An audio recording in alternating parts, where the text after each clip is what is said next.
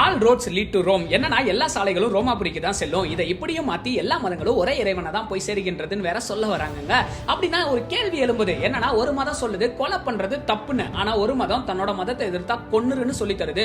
இப்படியே கருத்துக்கள்ல மட்டுமின்றி கொள்கைகள், கடவுளுடைய நேச்சர், ஆட்ரிபியூட்ஸ், கேரக்டர்ஸ், அப்புறமா அதோட மாரல் வேல்யூஸ், முக்தி அடைதல், மறுபிறப்பு, சடங்குகள்னு இது எல்லாத்துலயுமே ஒண்ணுக்கு ஒண்ணு எதிராதாங்க இருக்குது. அப்படின்னா எல்லா மதத்தினுடைய கொள்கைகளை கொஞ்சம் நல்லா உத்து பார்க்கும்போது ஒண்ணு மட்டும் தெரியுது. ஒன்னு கன்னியாகுமரிக்கும் இன்னொன்னு காஷ்மீருக்கும், அதாவது ஒன்னோட ஒண்ணு எதிர் திசையில தான் போகுதே ஒழிய எல்லாமே ஒரே திசையில போகல, ஒரே எண்டையும் அடையல. அதனால எம்மதமும் சம்மதம் அல்ல.